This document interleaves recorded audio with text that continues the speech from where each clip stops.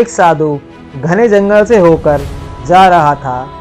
उसे अचानक से सामने से बाघ आता दिखाई दिया। साधु ने सोचा कि अब तो उसके प्राण नहीं बचेंगे, यह बाघ निश्चय ही उसे खा जाएगा। साधु भय के मारे कांपने लगा।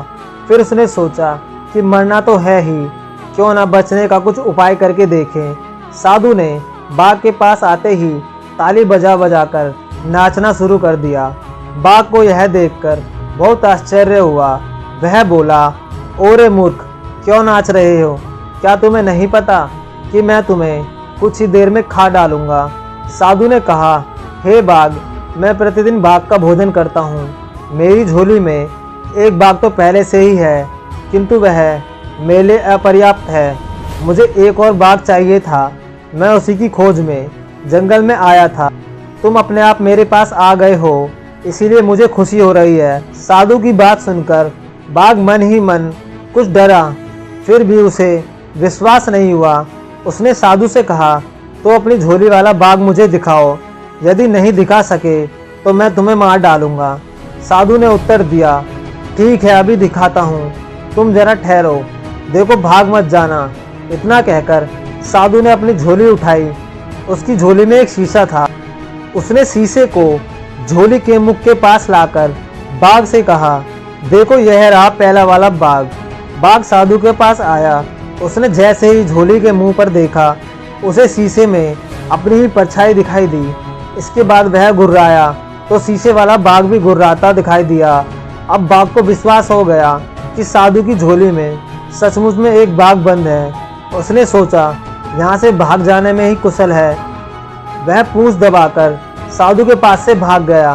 वह अपने साथियों के पास पहुंचा और सब मिलकर अपने राजा के पास गए। राजा ने जब सारी घटना सुनी तो उसे बहुत क्रोध आया। वह बोला, तुम सब कायर हो, कहीं आदमी भी बाघ को खा सकता है? चलो मैं उस साधु को मजा चखाता हूँ। बाघ का सरदार दूसरे बाघों के साथ साधु को खोजने चल पड़ा। इस बीच साधु के पास एक लकड़हारा आ गया था। साधु उसे बाघ वाली घटना सुना रहा था। तभी बाघों का सरदार वहां पहुंचा।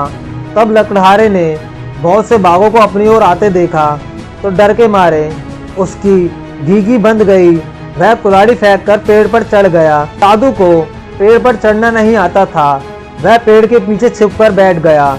जो बाघ साधु के पास से जान बचाकर भाग गया था, वह अपने सरदार से बोला, देखो सरदार, सामने देखो, पहले तो एक ही साधु था, अब दूसरा भी आ गया है। एक नीचे छिप गया है और दूसरा पेड़ के ऊपर। चलो भाग चलें। बाघों का सरदार बोला, मैं इनसे नहीं डरता। तुम सब लोग इस पेड़ को चारों तरफ से घेर लो ताकि ये दोनों भाग ना जाएं। मैं पेड़ के पास जाता हूँ। इतना कहकर बाघों का सरदार पेड़ की तरफ बढ़ने लगा। साधु और लकड़हारा अपनी अपनी जान की खैर मनाने लगे। अचानक लकड़हारे को एक चींटी ने काट लिया।